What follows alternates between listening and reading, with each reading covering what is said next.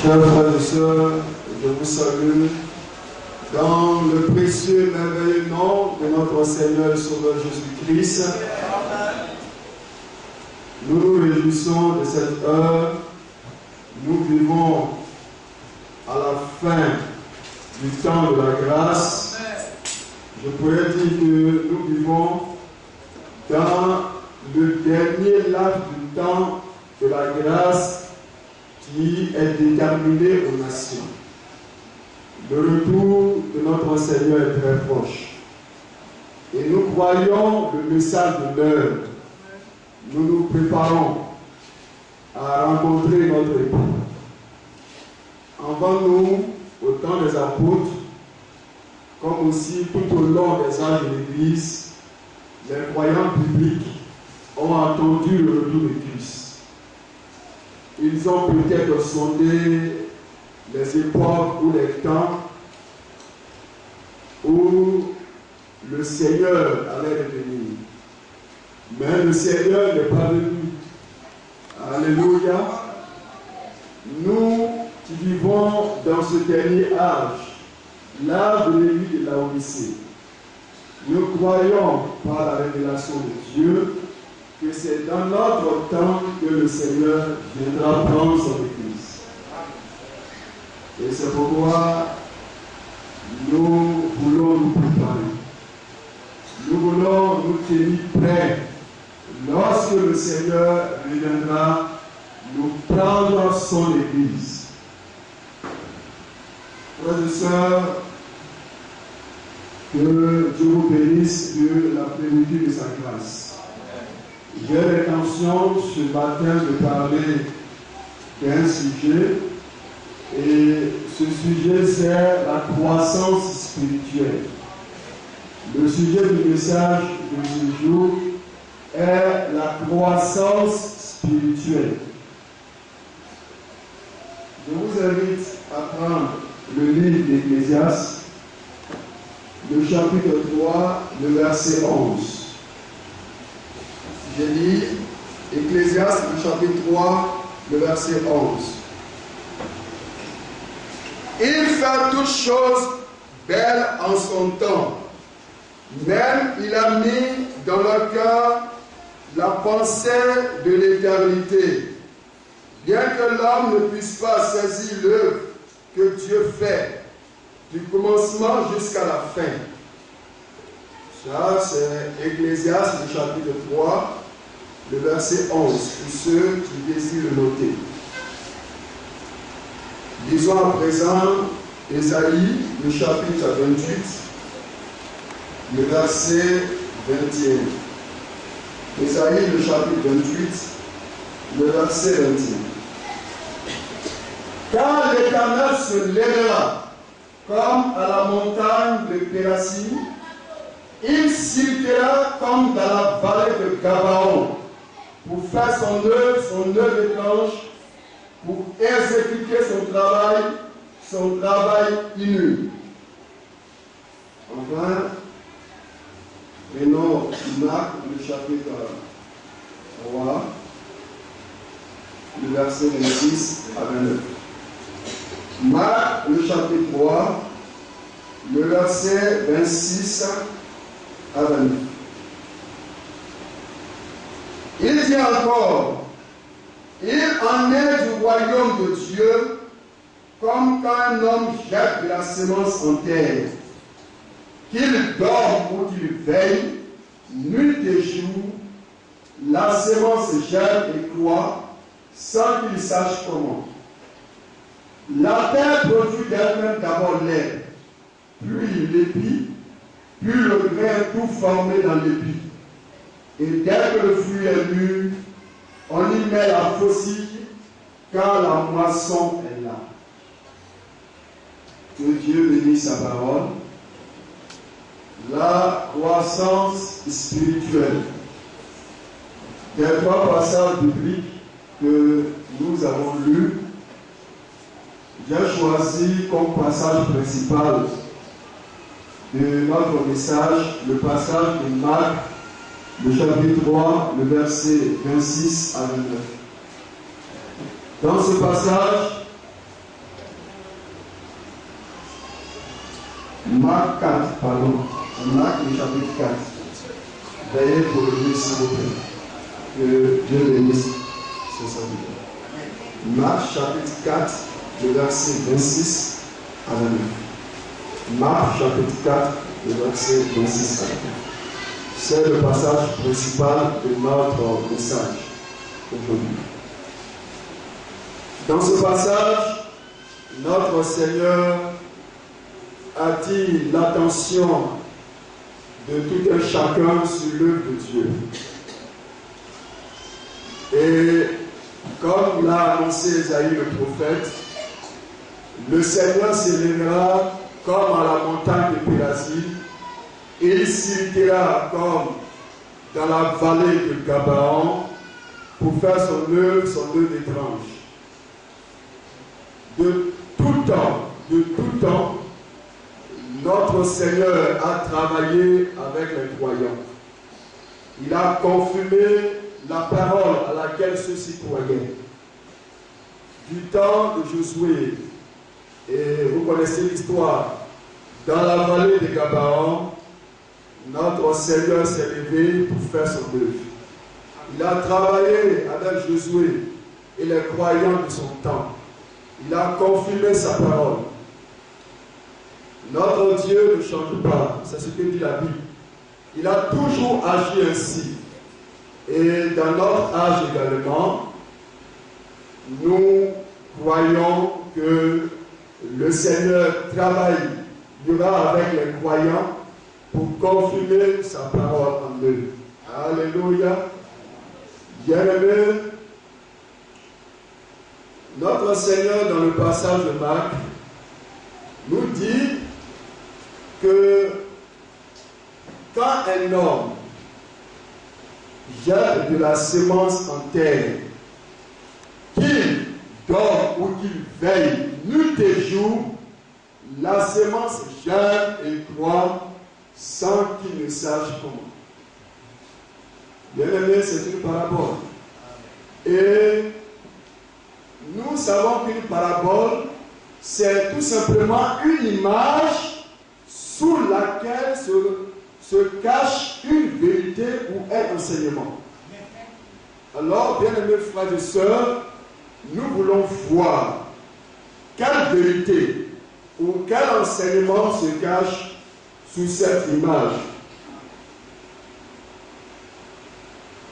Quand un homme jette de la semence en terre, qu'il dorme ou qu'il veille nuit et jour, la semence germe et croît sans qu'il sache comment. Bien-aimé, personne ne sait comment germe et croît une semence. Croît, c'est grandir. Personne ne le sait. C'est un mystère qui appartient à notre Dieu.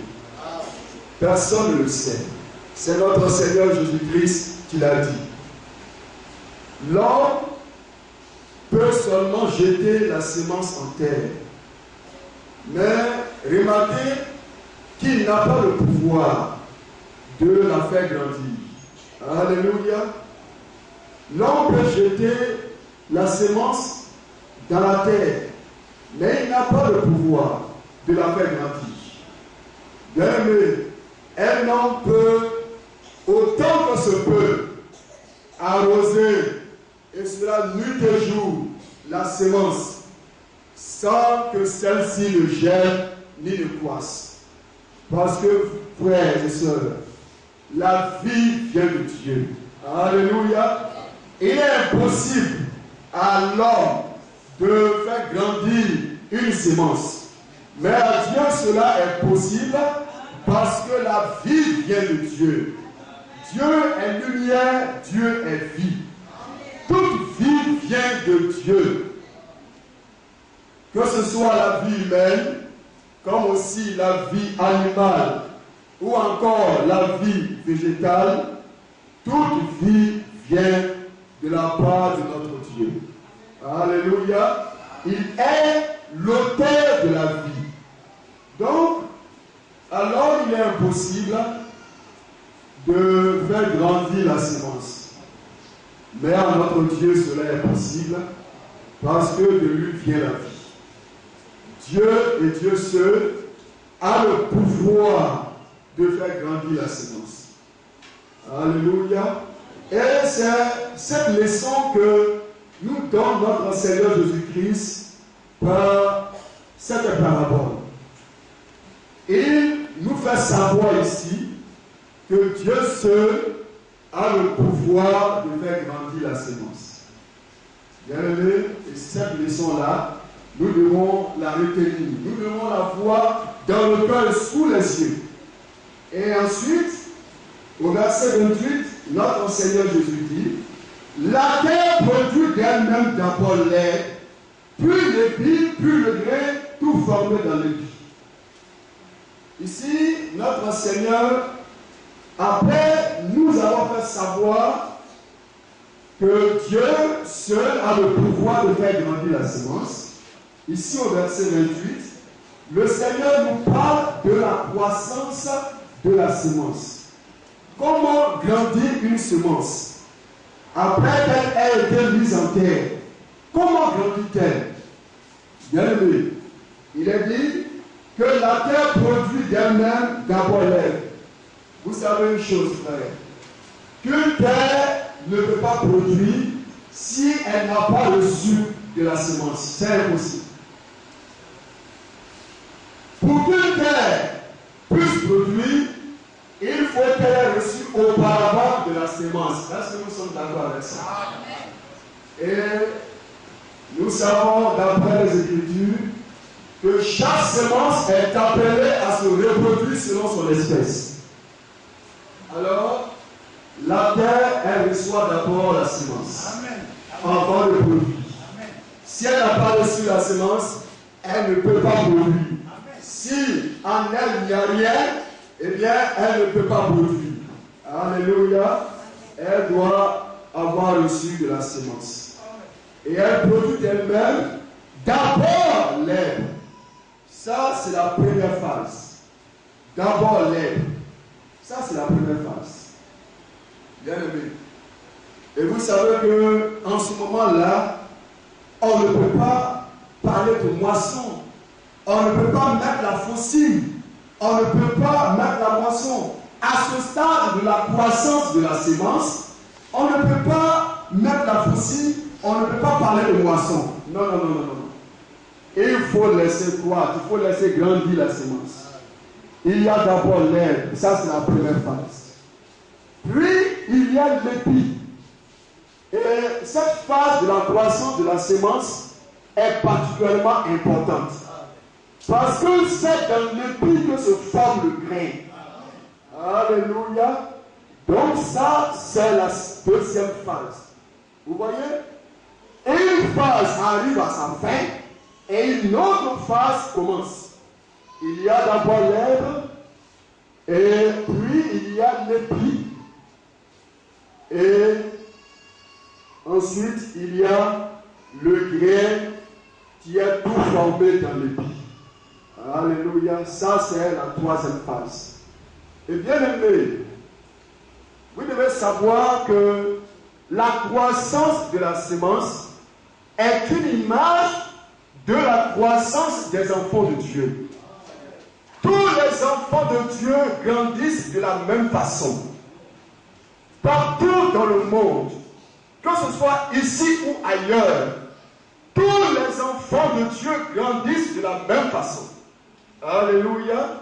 Et la croissance de la semence, elle est une image de la croissance des enfants de Dieu. Il y a d'abord l'herbe, puis l'épi, puis le grain tout formé dans l'épi. La troisième phase. Alléluia. Bien-aimé, au stade de l'épi, l'on ne peut pas encore parler de la moisson. Alléluia. Bien-aimé, il y a l'épi, la deuxième phase, et il y a la troisième phase, le grain qui est tout formé dans l'épi. L'épi sèche et laisse apparaître le grain. Bien-aimé, mais à ce stade encore de la croissance de la semence, on ne peut pas encore parler de moisson. pour parler de la moisson, c'est-à-dire de la récolte, il faut que le fruit est mûri. C'est ce que a dit notre Seigneur Jésus. Il a dit, et dès que le fruit est mûr, on y met la faucille, car la moisson est là. Et il faut que le fruit est mûri. Et il faut que le fruit soit parvenu à la maturité avant que l'on ne parle de moisson. Alléluia. Bien-aimé. Et ça, c'est une image de la croissance des enfants de Dieu. Les enfants de Dieu sont appelés à grandir. Et c'est la raison pour laquelle Dieu envoie sa parole. Et vous savez que la parole de Dieu ne retourne pas à Dieu sans avoir accompli sa volonté. Et notre prière, c'est que la parole de Dieu pour ce jour accomplisse dans la vie des enfants de Dieu l'effet pour lequel elle a été envoyée. Alléluia. Dieu appelle ses enfants à grandir. Alléluia. Et nous avons ici l'image de la croissance de la sémence. Bien aimé, d'abord l'herbe, puis l'épi, puis le grain qui est tout formé dans l'épi. Aux yeux des croyants publics, cela correspond à la justification, la sanctification et le baptême du Saint-Esprit. Alléluia. Bien aimé, c'est vrai. Comme je vous l'ai dit, tous les enfants de Dieu grandissent de la même façon. Alléluia. Il y a aux yeux des croyants publics, premièrement la justification, deuxièmement la sanctification, et troisièmement le baptême du Saint-Esprit. Bien aimé, qu'est-ce que la justification? Ça, c'est la première étape. La justification de l'île, action d'attribuer à l'homme la justice parfaite de Christ. Jésus a fait l'expiation des péchés en les prenant sur lui pour en subir le juste châtiment. En conséquence, l'homme peut être justifié, c'est-à-dire déclaré juste par Dieu lui-même. L'homme est justifié par la foi sans les œuvres. Bien-aimé, Jésus lui-même a porté dans son corps le péché sur le bois du calvaire. Et l'homme est justifié par le moyen de la rédemption qui est en Jésus-Christ. Alléluia. Bien-aimé, le plus grand métier, ou encore la plus grande prostituée, le jour où il ou elle accepte Jésus-Christ comme son sauveur. Et pourquoi donc accepter Jésus-Christ comme son sauveur? Parce que, voyez-vous, tous les prophètes ont rendu témoignage de lui, Jésus. Et c'est lui, Jésus, qui a fait l'expiation des péchés en les prenant sur lui pour en subir le juste châtiment. Esaïe le prophète a dit que le châtiment qui nous donne la paix est tombé sur lui. Alléluia. Et c'est la raison pour laquelle l'homme doit exercer sa foi en Jésus. Accepter Jésus comme son sauveur. Alors le plus grand meurtrier, ou encore la plus grande prostituée, le jour où il ou elle accepte Jésus-Christ comme son sauveur, il est justifié. Il est déclaré juste par Dieu lui-même. Et ses péchés lui sont pardonnés. Alléluia. S'il a tué et s'il a répandu du sang innocent, le jour où il accepte Christ comme son sauveur, il est justifié et ses péchés lui sont réunis. Alléluia. Bien-aimé, ça c'est la première étape. La justification par la foi. Où Dieu lui-même, par le moyen de la rédemption qui est en Jésus-Christ, vous déclare juste. Vous savez que tout homme n'est pécheur. Tout homme vient dans ce monde étant pécheur.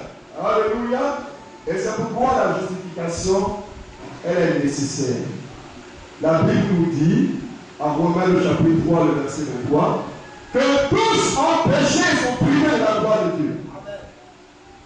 Tous naissent pécheurs en venant de ce monde. Et c'est la raison pour laquelle la justification, elle est nécessaire. Alléluia. Et nous sommes justifiés par le moyen de la rédemption qui est en Jésus-Christ. Alléluia. Bien-aimé, le plus grand meurtrier, le jour où il accepte Jésus-Christ comme son sauveur, il est justifié et ses péchés lui sont pardonnés. Isaïe le prophète a dit en rapport, en relation avec le pardon des péchés, si nos péchés sont noirs comme le cramoisi, ils deviendront blancs comme la laine. Alléluia. Bien-aimé, ça c'est la première étape.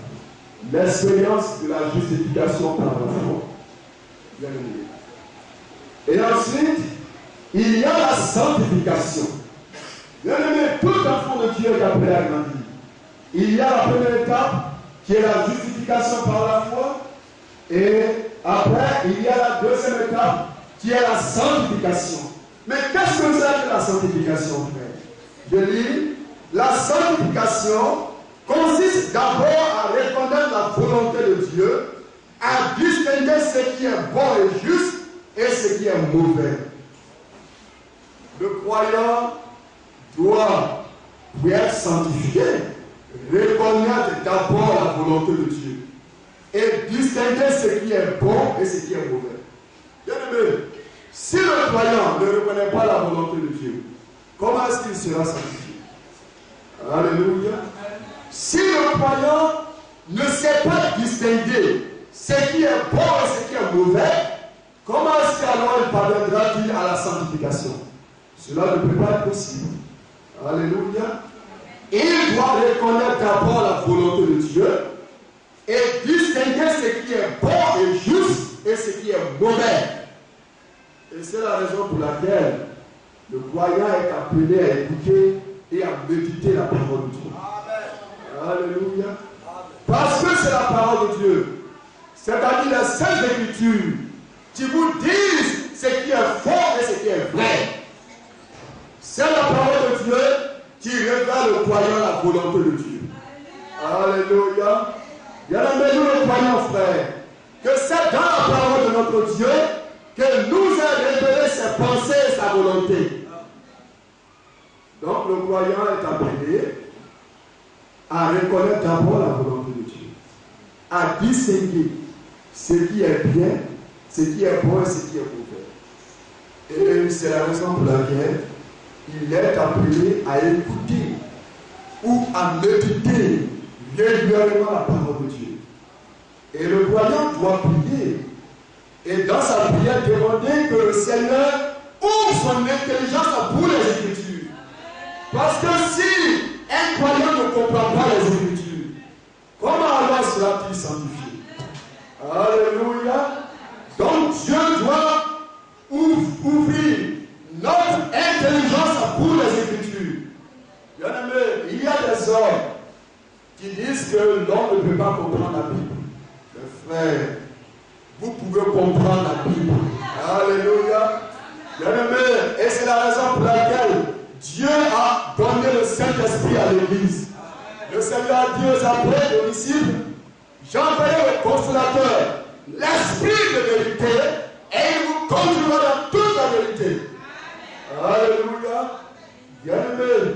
Donc, après l'étape de la justification, vient la deuxième étape, c'est-à-dire la deuxième phase, qui est la sanctification. Le croyant écoute la parole de Dieu, et Dieu ouvre son intelligence pour les Écritures, et en ce moment-là, il reconnaît la volonté de Dieu, et il distingue ce qui est bon de ce qui est mauvais. Alléluia. Bien-aimé. Et encore, ensuite, l'homme doit être libéré de toute réalité mauvaise en lui et transformé à l'image de Christ. Toujours la sanctification. Vous savez, le péché est dans l'homme. C'est vrai. C'est pourquoi le croyant lorsqu'il vient à Christ, doit être libéré du péché. Et notre Seigneur Jésus-Christ a fait cette promesse. Si le Fils vous a franchi, vous serez réellement libre. Alléluia. Bien-aimé, le croyant doit être libéré du péché. Frère, et être transformé à l'image de Christ. Frère, je crois que c'est Paul qui l'a dit dans Éphésiens. Je voudrais le lire pour vous, frère. Éphésiens, le chapitre 4. Éphésiens, le chapitre 4, le verset 19. Éphésiens, le chapitre 4, le verset 19, je lis. Ayant perdu tout sentiment, ils se sont livrés au dérèglement pour commettre toute espèce d'impureté jointe à la cupidité. Mais vous, ce n'est pas ainsi que vous avez appris Christ. Si pour moi vous l'avez entendu et si, conformément à la vérité qui est en Jésus, c'est en lui que vous avez été instruits à vous dépouiller par rapport à votre vie passée du vieil homme qui se corrompt par la convoitise trompeuse, à être renouvelé dans l'esprit de votre intelligence et à revêtir l'homme nouveau, créé selon Dieu, dans une justice et une sainteté que produit la vérité. Alléluia. Ainsi, frère, dans le temps de la sanctification, le croyant doit accepter de se dépouiller. Et le mot dépouiller veut dire abandonner ou quitter. Le croyant doit abandonner sa vie passée. Il ne s'agit pas ici d'essayer d'améliorer sa vie passée. Non, non. Mais de l'abandonner. Alléluia. Le croyant est appelé, vous voyez, à abandonner sa vie passée. Alors si autrefois il mentait, il ne doit plus mentir. Mais il doit parler selon la vérité à son prochain. Alléluia. Si autrefois il écoutait la chanson du monde, alors il ne doit plus les écouter. Alléluia. Vous savez, la foi biblique s'entretient. C'est comme votre pot de fleurs que vous avez. Si vous ne l'entretenez pas, si de temps en temps vous ne l'arrosez pas, si vous ne la pulvérisez pas afin de tuer les insectes, eh bien cette fleur va mourir. Et c'est comme ça aussi que la foi biblique, elle a besoin d'être entretenue par la croyance. Alléluia. Bien-aimé. Et ce n'est pas par les chansons du monde que le croyant est appelé à entretenir sa foi. Les chansons du monde, au contraire, détruisent la foi biblique. Alléluia. Vous savez, la foi vient de Dieu. Est-ce que vous le savez? La foi vient de Dieu. Et c'est pourquoi elle doit être entretenue par les choses de Dieu. Alléluia. Donc, notre foi, nous devons l'entretenir par les choses qui viennent de Dieu. Si autrefois le croyant avait l'habitude d'écouter les chansons du monde, il ne doit plus les écouter. Il doit s'entretenir maintenant par les cantiques spirituels.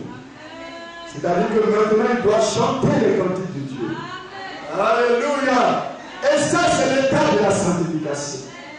Bien-aimé, si autrefois, il était violent, alors maintenant, il est appelé à être pacifique. Ça, c'est la sanctification. Alléluia. Bien-aimé, c'est vrai.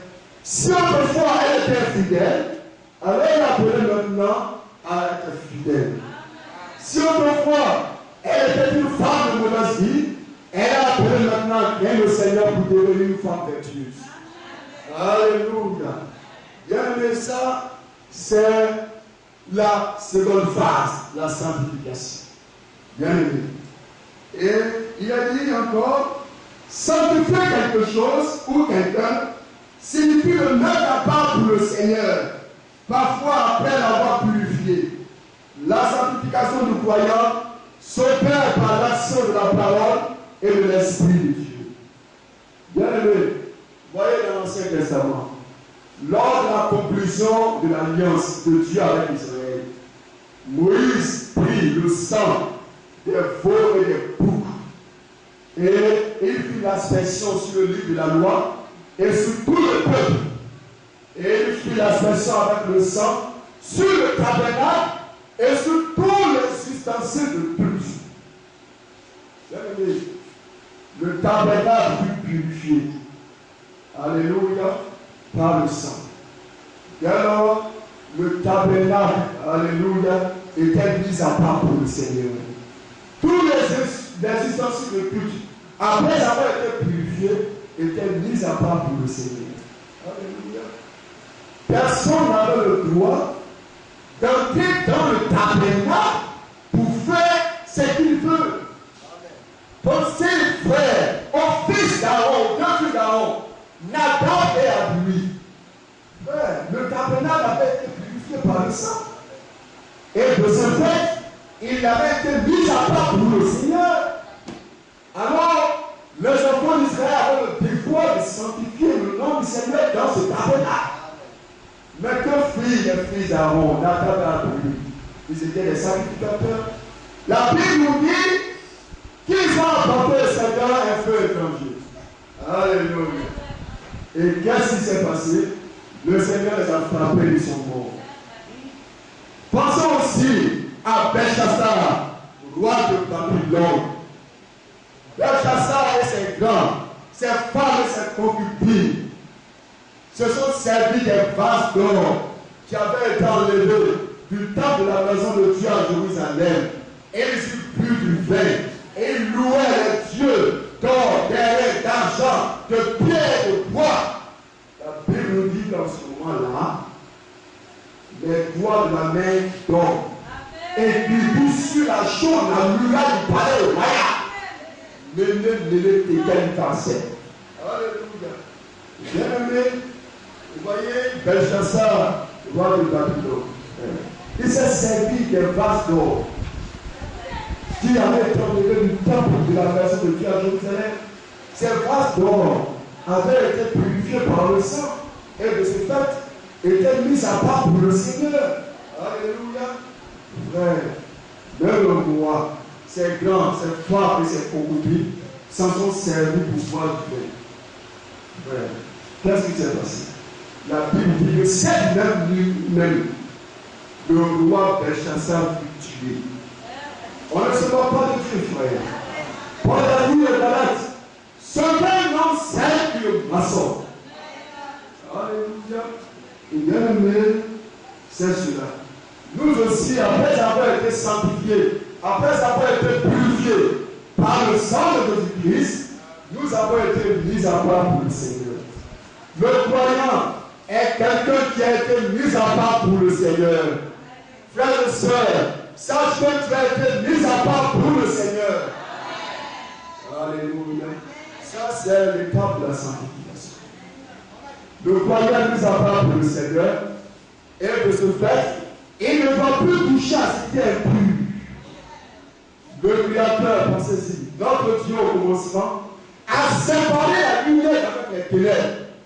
Et c'est de cette manière que le croyant doit se séparer de tout ce qui est impur, de tout ce qui n'est pas biblique.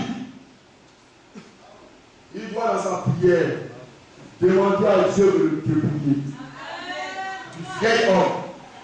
Et que tout ce qui n'a pas sa place dans l'envoyement de Dieu soit ôté de sa vie. Alléluia. Ça, c'est la sanctification. Bien aimé. C'est la deuxième phase. Alléluia. Bien aimé. Sachez-le que le croyant peut connaître la Bible. C'est vrai. Connaître Jean 3,16, garde aimer le monde, le citer par cœur. Tout cela, c'est bien. Connaître le message de l'heure. Connaître le prophète. Mes frères, si le croyant biblique ne se sépare pas de ce qui est impur, frère, il ne sera pas sanctifié. Alléluia. Frère, nous ne sommes pas sanctifiés parce que nous savons la connaissance. Alléluia. Bien-aimé, c'est vrai. Donc, nous avons été mis à part pour le Seigneur.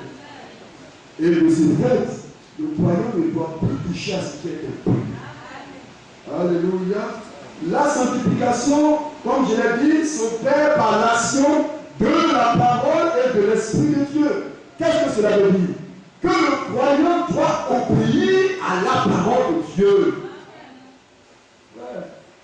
Il y en a qui n'obéissent pas. Mais qui se contentent tout simplement de suivre les autres. Alléluia. Mais le croyant est appelé à obéir au Seigneur. Bien aimé, ça c'est l'étape de la sanctification. Le croyant est appelé à obéir au Seigneur. Et cela, pas seulement lorsqu'il est parmi les frères et sœurs, mais lorsqu'il est aussi au milieu des païens. En tout temps et en tout lieu, le croyant biblique doit obéir au Seigneur. Pas seulement le dimanche lorsqu'il vient à l'église. Lorsqu'il vient à l'église, alors avant de venir à l'église, il prend le soin d'essuyer sa Bible précieuse parce qu'il ne la mérite pas. Alors il vient à l'église et il paraît à l'extérieur, il est juste. Là au-dedans, sa vie n'est pas sanctifiée.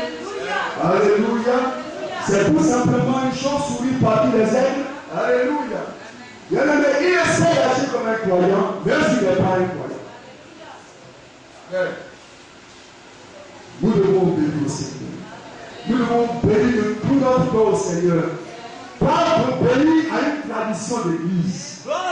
Et aujourd'hui, c'est ce qui ne va pas dans les églises. Amen. Parce que les hommes obéissent aux enseignements, aux commandements d'hommes. Du temps de notre Seigneur Jésus, quand il était sur la terre, les Juifs le faisaient ici. Et Jésus-Christ leur a reproché. Il leur a dit, malheur à vous, pharisiens, scribes, hypocrites, parce que vous nettoyez le tour de la coupe, mais au-dedans vous êtes plein de la vie. Alléluia. Pourquoi? Parce que ceci avait tout simplement nous donner la parole de Dieu pour obéir aux enseignements des hommes. Alléluia. Mes frères, Jean 17, Père, sanctifie-le par la parole, car ta parole est la vérité. Frère, c'est la parole de Dieu. Frère, et vous devez obéir. Le croyant doit obéir de cœur à la parole de Dieu, à la parole de son Dieu. Frère, ça c'est l'étape de la sanctification. Alléluia. Frère, est-ce que nous comprenons bien, frère? Notre Seigneur a dit, il nous a montré la croissance de la sémence. Et la croissance de la sémence, nous avons vu qu'il y a d'abord l'herbe, puis le pli, puis le grain, tout formé dans le pli. Frère, les trois phases. Et cela aussi les croyants bibliques correspond à la justification, à la sanctification et au baptême du Saint-Esprit. Frère, alors il y a la première étape, la justification. Puis vient la deuxième étape, la sanctification. Alléluia. Et après la sanctification, il y a maintenant le baptême du Saint-Esprit. Alléluia. Il y a le baptême du Saint-Esprit. Comme je vous l'ai dit, tous les enfants de Dieu sont appelés à grandir. Si le Seigneur ne nous enverrait pas sa parole, la parole de Dieu vient et elle doit accomplir l'effet pour lequel elle était envoyée. Alléluia.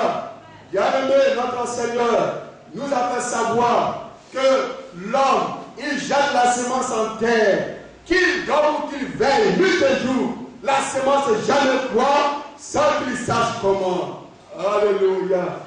Bien-aimé, c'est vrai, nous devons avoir la foi. Et si nous avons la foi, alors le Seigneur nous donnera la révélation. Parce que la foi est la révélation de Dieu. Alléluia, frère. C'est vrai. Alors il y a, après la sanctification, le baptême du Saint-Esprit. Et le baptême du Saint-Esprit, c'est le don du Saint-Esprit accordé à celui qui a placé sa confiance au Seigneur. Est-ce que nous avons placé notre confiance au Seigneur? Frère, c'est vrai. Le baptême du Saint-Esprit, c'est le don du Saint-Esprit accordé à celui qui a placé sa confiance dans le Seigneur. Alléluia. Alors, frère, le baptême du Saint-Esprit, elle est tout simplement la réponse de Dieu à notre foi. Pensez à l'exemple d'Abraham. La Bible nous dit que Abraham prit Dieu et le Seigneur lui donna comme signe la circoncision, comme son de sa foi. La circoncision était la réponse de Dieu à la foi d'Abraham. Alléluia. Même aujourd'hui, le signe que Dieu requiert aux croyants, ce n'est pas la circoncision de la chair, mais c'est le baptême du Saint-Esprit. Alléluia. Le baptême du Saint-Esprit est la réponse à la foi du croyant. Alléluia. C'est vrai. Alors nous avons ces trois étapes. La justification, la sanctification, le baptême du Saint-Esprit. Frère, c'est ainsi que sont appelés, vous voyez, c'est ainsi que les enfants de Dieu sont appelés à grandir. La justification, la sanctification et le baptême du Saint-Esprit. Alléluia. Frère, et le Seigneur nous a montré dans la parabole que ça, ce n'est pas l'action des hommes, mais c'est l'action de Dieu. Alléluia. Esaïe a dit, le Seigneur se lèvera comme à la montagne de Pérazim, et il s'irritera comme dans la vallée de Gabaon pour faire son œuvre étrange. L'œuvre de Dieu est étrange, frère. Et elle est jugée bizarre par les gens du monde. Parce qu'elle est contraire au bon sens. Frère, l'œuvre de Dieu est contraire au bon sens. L'œuvre de Dieu est surnaturelle. Et de ce fait, elle surpasse toute intelligence et toute connaissance humaine. Alléluia. Bien-aimé, c'est vrai. Et les hommes ne peuvent pas comprendre l'œuvre de Dieu. Comme Salomon l'a dit dans l'Ecclésiaste. Il dit que Dieu a mis dans le cœur de l'homme la pensée de l'éternité. Et si Dieu l'a fait, ce n'est pas pour rien. C'est parce que l'homme est destiné à vivre éternellement. Alléluia. Dieu a mis en l'homme, dans la pensée de l'homme, dans le cœur de l'homme, la pensée de l'éternité. Mais bien que Dieu ait fait cela, Salomon nous dit dans le livre d'Ecclésiaste que l'homme ne peut pas saisir l'œuvre de Dieu depuis son commencement jusqu'à sa fin. Il faut que l'homme vienne d'abord à Christ. Alléluia. Et Christ, lorsque vous venez à lui, vous donne alors la révélation. Alléluia. Il ouvre votre intelligence à toutes les Écritures. Frère, en ce moment-là, vous pouvez comprendre l'œuvre de Dieu. Rappelez-vous que les Juifs n'ont pas compris le Seigneur. Ils l'ont mal compris. Les Juifs ont attribué les miracles de Jésus-Christ à Belzébuth, le prince des démons. Et ils ont dit à Jésus-Christ, notre Seigneur, mais c'est pas Belzébuth, c'est-à-dire le prince des démons qui fait les miracles, qui chasse les démons. Frère, ils n'ont pas compris le Dieu. Ils n'avaient pas la révélation de qui était Jésus. Alléluia. Ils n'ont pas pu saisir l'œuvre de Dieu parce qu'ils n'étaient pas nés de nouveau. Alléluia. Bien-aimé, c'est vrai. Alléluia. L'œuvre de Dieu, elle est jugée bizarre et démodée par les gens du monde. Même pour les croyants bibliques, l'œuvre de Dieu est extraordinaire. Elle est excellente et puissante. Alléluia. Frères et sœurs, donc, notre Seigneur Jésus nous a montré au sujet de la croissance de la sémence que ce n'est pas l'action de l'homme, mais que c'est l'action de Dieu. Et partout dans la nature, nous voyons le Seigneur qui est à l'œuvre, qui fait grandir les sémences. Alléluia. Et si Dieu de la nature peut faire grandir les sémences, qu'on peut alors dans son église. Alléluia. Frère, si Dieu, dans la nature, peut faire grandir les sémences, les plantes, alors ne peut-il pas faire autant pour ses enfants?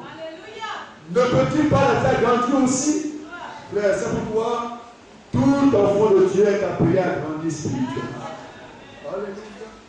Bien aimé, il y a dans le monde des hommes qui ont des problèmes de croissance.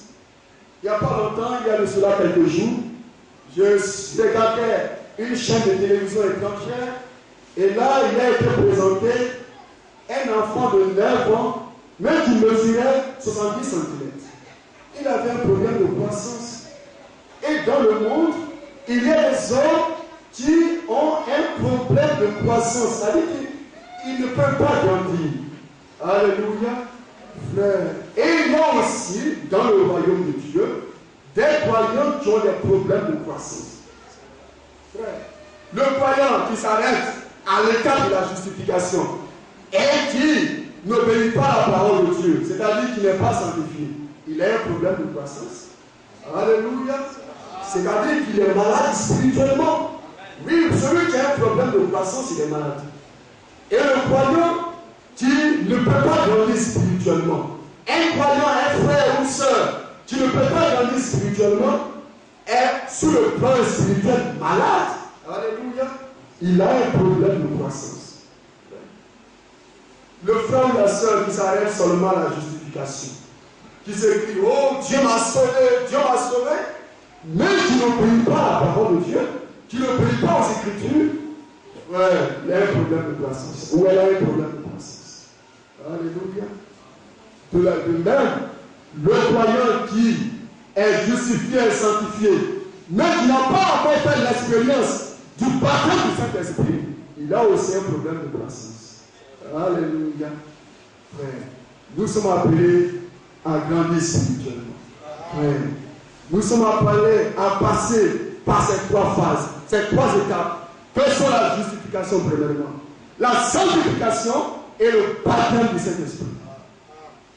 Alléluia. Ouais, c'est vrai. Mais frère, il y a cette chose suivante. Il y a des croyants qui pensent que parce qu'ils sont baptisés du Saint-Esprit, alors ils sont prêts pour l'enlèvement. Non. Non. Alléluia. Et notre Seigneur l'a fait savoir dans la parabole. Il a dit la terre produit d'elle-même d'abord l'herbe, puis l'épi, puis le grain qui est tout formé dans l'épi. L'épi dessèche et laisse apparaître le grain. Et le Seigneur dit, dès que le fruit est mûr, alléluia. Alors frère, après l'expérience du baptême du Saint-Esprit, le croyant public est appelé à la maturité spirituelle. Alléluia. Nous devons mûrir spirituellement. C'est-à-dire, nous devons devenir des hommes faits. Nous devons parvenir à l'état d'homme fait, à la mesure de la stature parfaite de Christ. C'est ce que Paul a dit dans Éphésiens. Alléluia. Frère, je vais le lire pour vous. Éphésiens. Paul a dit dans Éphésiens le chapitre 4. Éphésiens le chapitre 4. Je lis la parole du Seigneur. Éphésiens le chapitre 4. Le verset 13. Il dit ici,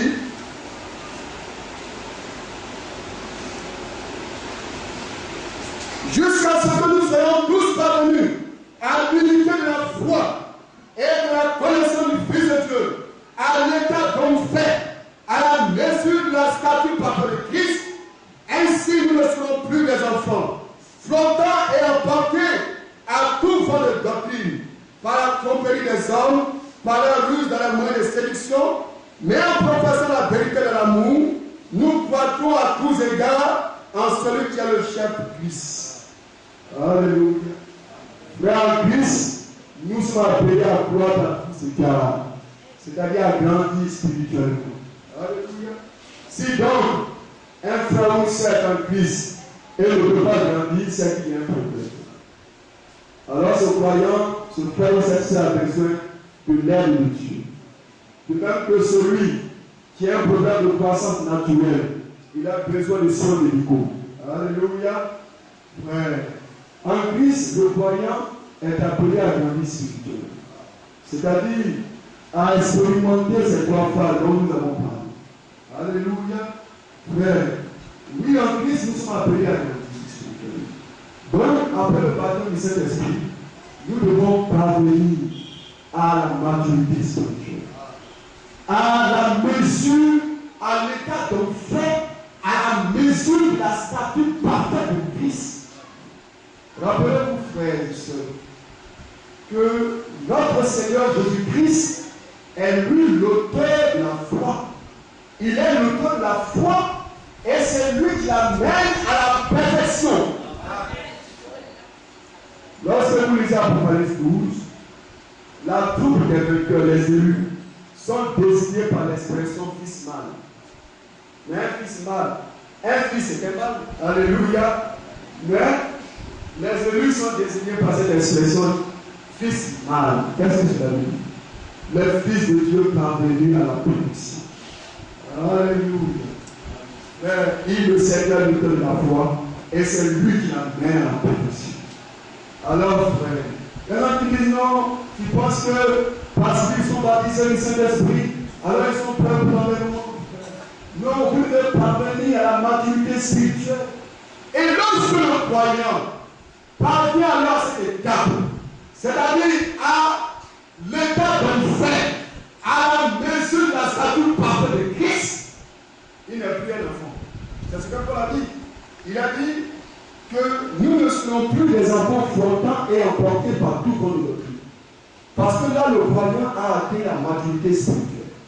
Il n'est plus un enfant. Alléluia. Mais il y a des frères cependant, des soeurs cependant. Tu peux être toujours des enfants. Alléluia. Toujours des bébés que l'on est obligé de dorloter, de dorloter. Mais quel bébé qui est grandi pas? Alléluia. Tout bébé, tout enfant qui vient au monde est appelé à grandir. Mais frère, s'il y a une naissance naturelle dans la création naturelle, il y a aussi une naissance spirituelle dans la création de Dieu. La nouvelle naissance dont notre Seigneur Jésus-Christ est lui-même le béni. Alléluia. Frère, c'est vrai. Alors, frère, il y en a ici qui veulent rester toujours des bébés, c'est-à-dire, ces croyants-là, ces frères, ces soeurs-là, veulent être toujours dans le même état. L'état dans lequel ils sont venus au commencement. Alléluia. Mais ça ne fonctionne pas avec le Seigneur. Alléluia. Bien aimé, vous avez un problème de croissance, vous devez le reconnaître.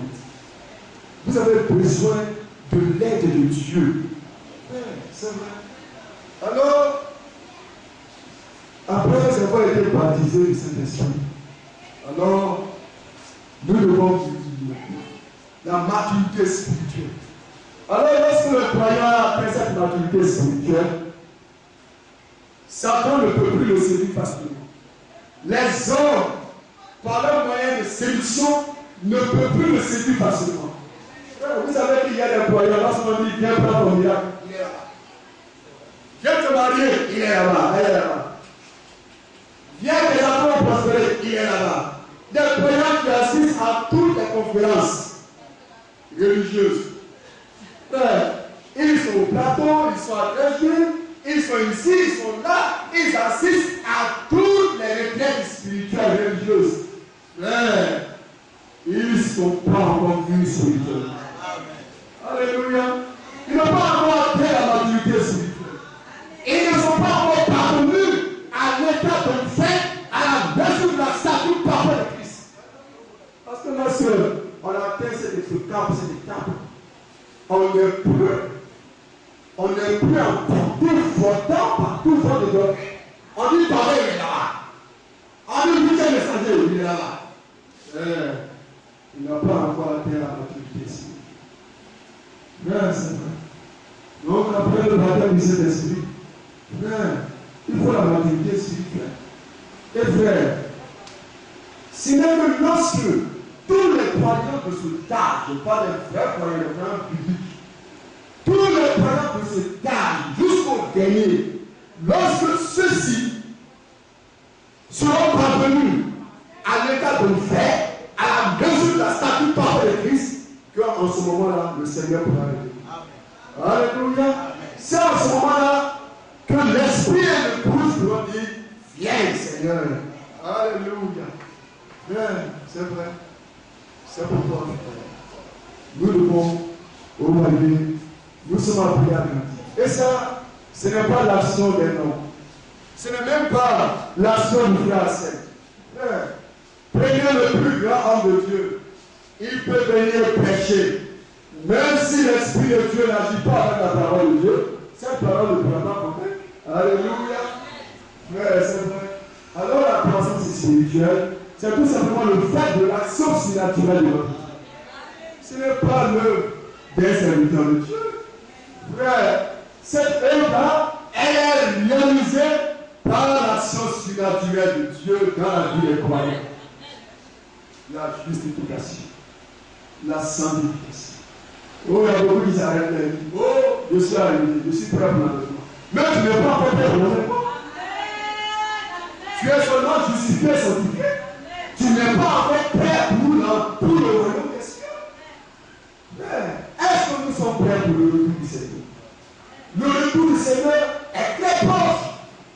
Cela va combien d'années le Seigneur a envoyé son prophète? Et lui est déjà venu. La parole est accomplie. Le message de la restauration est donné. Alléluia. Frère, c'est vrai. Le retour du Seigneur est très proche. Alors nous sommes tous appelés à la mission. Non pas à nous arrêter à une étape, à une expérience de la foi. Il y en a qui s'arrêtent à une expérience de la foi. Vous voyez, nous ne devons pas faire cela. Nous devons, vous voyez, grandir spirituellement jusqu'à atteindre l'état de fait, la mesure de la statue parfaite de Christ. Remarquez, rappelez-vous que Paul a dit dans Romains que ceux que tu as appelés, il n'est pas prédestiné. Et ceux qui ont prédestiné, il les a justifiés. Et ceux qui a justifiés, il les a glorifiés. Et ceux qui a glorifiés, il les a destinés à être à l'image de son Fils. Amen. Alléluia. Nous avons été destinés par Dieu à être à l'image du Fils de Dieu. Alléluia. La terre produit elle-même d'abord l'être. Alors, lorsque l'être est là, ça c'est le commencement. On ne peut pas parler de moisson. On ne peut pas mettre la faucille coupée, non. Après l'herbe, il y a l'épi. Là non plus, à ce stade de la poisson, de la sémence, on ne peut pas parler de moisson. Non, non, non. Mais lorsque le fruit est mûr, le Seigneur a dit dans la parole, dès que le fruit est mûr, alléluia, alors il met la faucille, car la moisson est là. Alléluia. Nous ne devons pas venir à notre. Nous ne devons plus être des enfants frontants par tout vent de doctrine. Nous ne devons plus être des enfants. Quand je parle d'enfants, je parle, vous voyez, sur le coin de plan charnel, des enfants, vous voyez, dans le Seigneur. Des frères qui sont toujours les mêmes, mais dans le même état, qui ne grandissent pas, ou des soeurs encore, ou même des épouses qui ne grandissent pas, qui sont toujours dans le même état, des épouses insoumises, toujours dans le même état. Tout un chacun est appelé à grandir spirituellement. Alléluia. Alors nous devons croire. Nous devons croire. Est-ce que nous l'avons dit? Alléluia. Et celui qui a un problème de croissance doit le reconnaître. Et prier à Dieu maintenant. Il doit prier à Dieu parce qu'il a besoin de l'aide de Dieu. Il doit prier à Dieu parce que la croissance, telle que notre Seigneur l'a montré dans la parole, elle fait l'action de Dieu. Ce n'est pas l'œuvre d'un homme. Ce n'est pas l'action d'un homme de Dieu. Mais c'est l'action surnaturelle de notre Seigneur. Alléluia. Le Seigneur l'a dit. Alors, le croyant est appelé à grandir. À venir à l'état d'homme fait, à la mesure de la statue parfaite de Christ. Et lorsque vous avez atteint cette maturité, quelqu'un peut venir vous gifler. Alléluia. Et il peut venir vous gifler. Et vous dites que Dieu te pardonne. Alléluia. Alléluia. Mais celui qui n'a pas encore atteint cette dimension spirituelle, frère, il se met à appeler à chaque chose qui lui déplaise. Alléluia. Frère. Même les choses qui ne doivent pas fâcher le fâchent. Alléluia. Parce qu'il n'a pas encore atteint la maturité spirituelle. Il a encore un pipi, un enfant. Même s'il a fait des années dans le Seigneur, 10 ans, 20 ans, aux yeux du Seigneur, il est encore pénible. Il a un problème de croissance. Oui, elle a un problème de croissance. Alléluia. Il y en a qui pensent que dans le Seigneur, il y a le fait de l'âge. Donc moi, ça me fait 10 ans dans le Seigneur. Moi, non, ça me fait 20 ans dans le Seigneur. 20 ans dans le Seigneur, et puis quoi? Alléluia. 10 ans dans le Seigneur, et puis quoi? Le Seigneur dit, il regarde au temps présent. Alléluia. Au temps présent. C'est vrai. Alors, nous sommes appelés à grandir. Si on devient des petits sorciers dans l'église, on ne grandit jamais. Alléluia. On est toujours là à critiquer. Au lieu de se pourvoir de toutes les autres, Alléluia. Frère, nous ne pouvons pas faire cela. Nous sommes appelés à la vie. Alléluia. Est-ce que nous voulons grandir? Si nous voulons grandir, alors le Seigneur le fera. Parce que Isaïe a annoncé que le Seigneur se lèvera. Et nous allons prier, demander que le Seigneur se lève pour faire son œuvre dans notre vie. Le Seigneur a promis. Et nous croyons à la promesse de notre Dieu. Il dit qu'il se lèvera comme à la montagne de Pérasie. Il s'unira comme dans la vallée de Gabaon pour faire son œuvre étrange dans la vie des croyants. De tout temps, Dieu a toujours agi ici avec les croyants. Il a travaillé à Gabaon avec Josué et les croyants de son temps. Et il n'a pas changé, frère. Il est toujours le même Dieu. Frère, si nous croyons la parole de Dieu, alors le Seigneur travaillera avec nous. Et il confirmera sa parole à nous. Alléluia. Que le nom de notre Seigneur soit béni.